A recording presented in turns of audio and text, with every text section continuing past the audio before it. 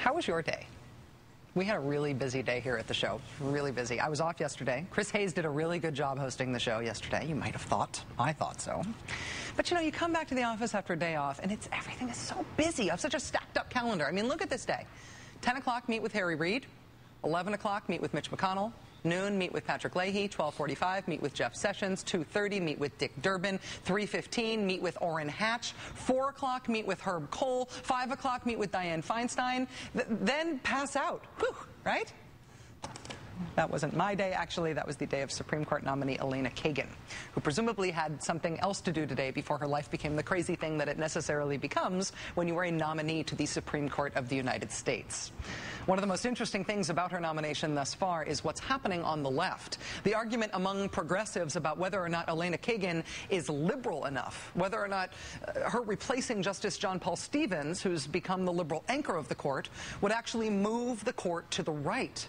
That's where the most substantive debate over Elena Kagan's Supreme Court nomination is taking place. We'll be digging into that subject later on in the show tonight.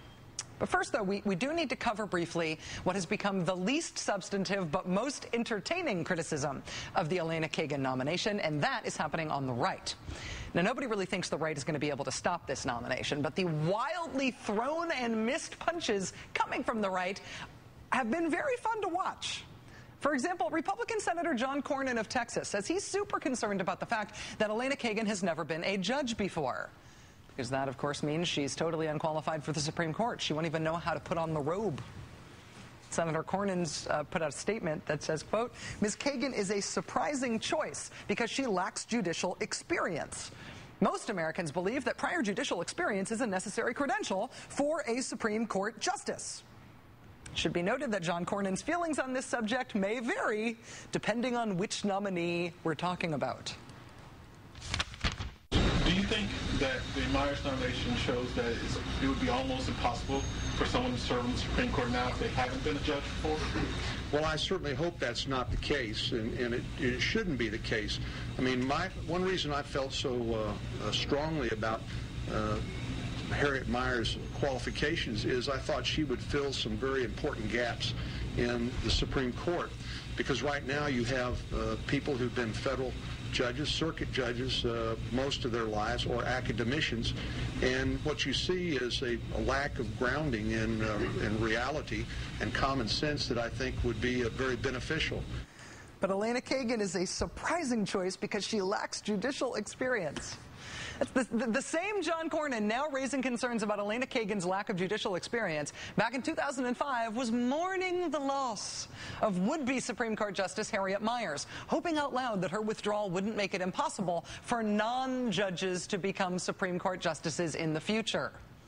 Unless, of course, we're talking about a non-judge nominated by a Democrat, know what I mean?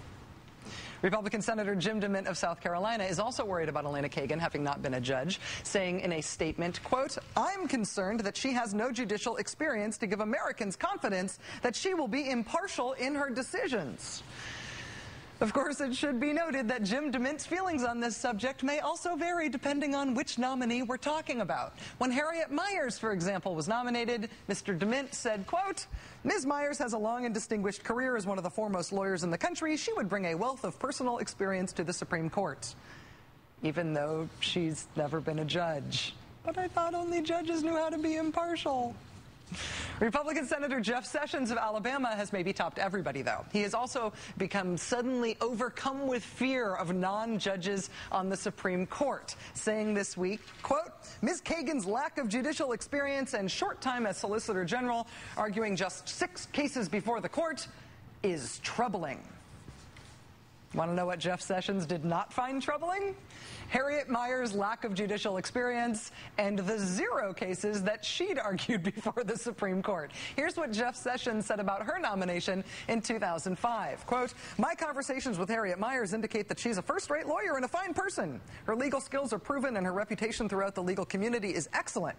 It is not necessary that she have previous experience as a judge in order to serve on the Supreme Court. It's perfectly acceptable to nominate outstanding lawyers to that position. Perfectly acceptable to nominate outstanding lawyers, unless they're nominated by a Democrat. Nudge, nudge. But Senate Minority Leader Mitch McConnell has another objection to Elena Kagan's nomination. It's not just her non-judginess that bothers Mr. McConnell. He has found new grounds on which to object to her nomination. Here's Senator McConnell speaking today from the Senate floor. Well, it's my hope that the Obama administration doesn't think the ideal Supreme Court nominee is someone who would rubber stamp its policies. But this nomination does raise the question. As Solicitor General, Ms. Kagan is a member of the President's administration. The President on Monday also said that we're friends. Friends? The President can't be friends with his own Supreme Court nominee. In our constitutional order, justices are not on anybody's team. They have a very different role to play. As a Supreme Court justice, Ms. Kagan's job description would change dramatically. Far from being a member of the President's team, she'd suddenly be serving as a check on it. She's never had to develop the judicial habit of saying no to an administration. And we can't simply assume that she would. So you can't just go from doing one job to doing another.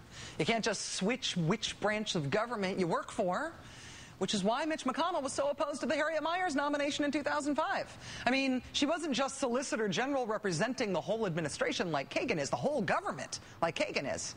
Harriet Miers was President Bush's White House counsel representing the White House. And before that, she was President Bush's personal lawyer for years. The lawyer for his gubernatorial campaign, the lawyer for his presidential campaign, a longtime close personal friend of the president. So Mitch McConnell was, for obvious reasons, opposed to her nomination too, right? Mr. President, today I rise to commend President Bush for his choice of Harriet Miers to be the nation's next Associate Justice of the Supreme Court. Ms. Miers has an exemplary record of service to our country. She'll bring to the court a lifetime of experience in various levels of government and at the highest levels of the legal profession. She'll make a fine addition to the Supreme Court, and I look forward to her confirmation. Left, right, and center, nobody expects that there won't be objections raised or things to be debated when it comes to Elena Kagan's nomination to the Supreme Court. But if you're going to raise what you are pretending are principled objections to her, you might want to Google yourself first to remind yourself what you used to say your principles were. And this has been another episode of Helpful Hints for Hypocrites.